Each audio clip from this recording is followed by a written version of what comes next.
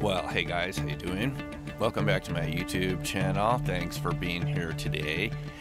Well, I want to continue talking a little bit about some of the themes that we were getting into with the videos I did a couple of weeks ago about Skinwalker Ranch and that newer book, Skinwalkers at the Pentagon. That book talked a lot about the special types of experiences that the researchers had out there under the DIA's OSAP program, and they did verify that there were entities out there and types of what we call cryptids that they couldn't identify, balls of light, UFOs, and a whole range of rather strange phenomena that we normally don't see as part of our reality. Well, I think there's a reason why we haven't looked at these phenomena, and we'll get in another time, to the social or cultural or religious reasons why we don't like to talk about these topics. Part of it has to do with simply what I believe is a gap in scientific knowledge. And I'm specifically talking about the types of energies that we encounter being, denizens of planet Earth. You've all heard about the idea of these neutrinos, these small neutral energetic particles that Wolfgang Pauli suggested might exist, and then Enrico Fermi actually proposed the idea of a tiny little subatomic particle that he called the neutrino. He was actually not even allowed to publish that in Nature magazine back in the 1930s. Why? The editors of Nature thought the idea of another tiny little particle that was very difficult to detect was just too weird. Where have you heard that before? So the idea of the neutrino wasn't published for a while, even though Fermi, who later went on to work on the Manhattan Project with the atomic bomb, he wasn't allowed to publish that idea. Well, we now know that neutrinos do exist, and you've probably heard of the idea of solar neutrinos. Solar neutrinos that come from the sun. Now, these are very small, tiny particles that we're told they're so small they don't even interact with us. I don't know if you've ever been to conferences or presentations where people talk about neutrinos, and the idea always was that they're so small they don't interact with anything at all, and there could be like 1 billion solar neutrinos. These are produced from atomic nuclear reactions. They're so small, 1 billion of them are going through your hand every second, but you never know they're there. No one knows they're there because they're really tiny, they're hard to detect. And the idea was they could go for 10 light years in lead, 10 years moving at the speed of light through solid lead before a neutrino would even collide with a lead atom. That's how small they are. They would just go for years and years moving between atomic particles because they're so tiny they never collide with anything. So those type of solar neutrinos are really small and they're kind of insignificant, right? They just don't really matter to our particular reality, and they have to have these very sensitive detectors in Antarctica and other places set up just to see if they can get a collision with one of these neutrinos with a particle that we could measure. Perhaps we could record the event as a flash of light or something. Those are solar neutrinos, but there is another type of neutrino out there, the relic neutrino, and this is something that I learned about recently from reading this amazing book by Alexander Parkhomov, Space, Earth, Human. Now, this was originally written in Russian. There was a Kickstarter project from Bob Grenier and the folks at the Martin Fleischmann Memorial Project, the folks that are looking into Leonard and cold fusion, fascinating stuff. And Grenier took the time to create the Kickstarter project and translate this into English. Now, what we learned from this book is there's been a huge amount of knowledge that we haven't been exposed to, that scientists in other countries have been looking at, specifically other types of cosmic background radiation that affect us.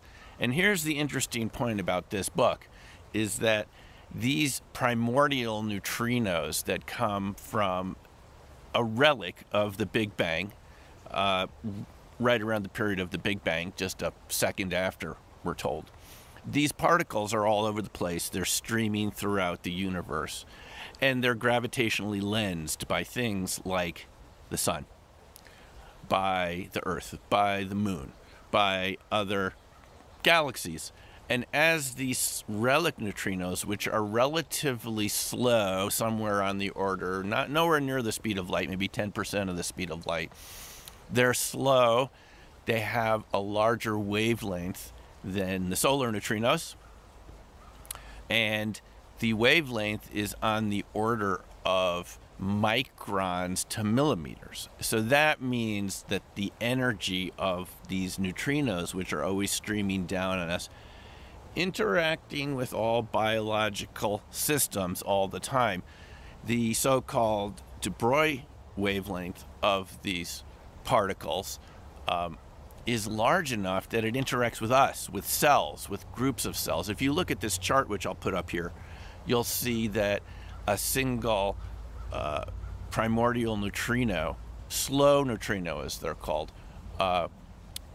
would interact with thousands, tens of thousands, hundreds of thousands of atomic particles at the same time, in contrast to the solar neutrino, which would be really small and would not interact with anything. So we haven't really talked about this. Now, the CERN theory group in Switzerland at the CERN facility have concluded that these relic neutrinos, you could think of them as like active neutrinos compared to the other types of neutrinos that don't interact with us so much. These active neutrinos are a component of dark matter. And we know from all the research into cosmology, something that I was exposed to way back at the University of Arizona, going to lectures about astronomy and cosmology, because it was a very, the University of Arizona had a very strong department in cosmology, astrophysics. And back in the 80s, this is a really big mystery of dark matter. I don't think dark energy was a big topic back then, but it became bigger later. But dark matter is this sort of substance that has gravitational effects that we can't see, we can't detect directly, but it has to be there given the sort of motion of our galaxy. There's not enough stars and material out there to hold galaxies together. So, astrophysicists believe that there's other material out there that we can't see, which wouldn't be surprising. And that's the whole point, is there's matter that we can't see. And some of it, a part of it, are these active primordial neutrinos. And so this is going to open up, in my view, a whole new area of science, because there's variations in how these primordial neutrinos gravitationally lens around the sun. There's always been these anomalies around the times of solar eclipses, where you get different motions in pendulums, something that Maurice Elias, a NASA scientist, discovered back in the 50s. There are variations in the position of the sun and the earth and the solar system in regards to subatomic decay rates, seed germination times, noise in transistors. These are all some of the things that Parkhomov talks about in this book. And even in the fields that we're familiar with here, remote viewing, we've always had this idea of sidereal time. You've heard about this. Ed May used to talk about this at the conferences. Ed May, one of the RV researchers that ran Stanford Research Institute, as it was called at the time, after Hal Puthoff and Russell Targ left. And Ed May's talked many times about sidereal time in lectures that I've seen him give, which is the idea that remote viewing ability get this, depends on where the Earth is in relation to the center of the Milky Way. Now, why would that matter? Is it due to these primordial neutrinos? Because these primordial neutrinos kind of lens and flow based on gravity of other objects that are out there. Well, we don't know if sidereal time, the effective sidereal time, matters so much in terms of RV, but apparently sidereal time does affect RV ability up to 40%. In other words, when the Earth, you're on the side of the Earth facing into the center of the galaxy, RV ability is apparently less. Now, I don't know if that's due to active neutrinos or not.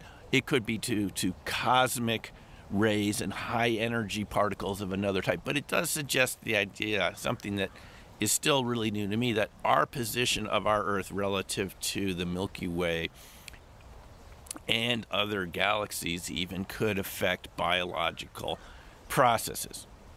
It's a really big idea, and something that we haven't considered before, that something from outside the Earth could affect our biology here, our chemical processes, our nuclear processes, that there's variation that we've never been told very much about, because all these processes have been, nuclear decay assumed to have been fixed, and there's nothing that could, nuclear decay rates, that there's nothing could affect them. But there seems to be something that does affect them, and Parkhomov and other scientists that have been working in Russia have been talking about this for a long time. So it suggests that there's some other aspects of cosmic energies, something that's been talked a lot about in different Taoist and martial arts traditions, where there's this idea of chi and energy, prana, if you would like, that biological systems create. And that gets into the whole idea of PK, psychokinesis, people's ability to project energy and move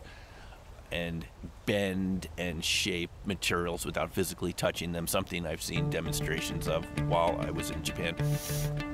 So I think this connects a lot of those ideas. I think it's very important. So thanks a lot for watching, and we will talk about this again more in the future, and we'll see you in the next video. Take care for now, and bye.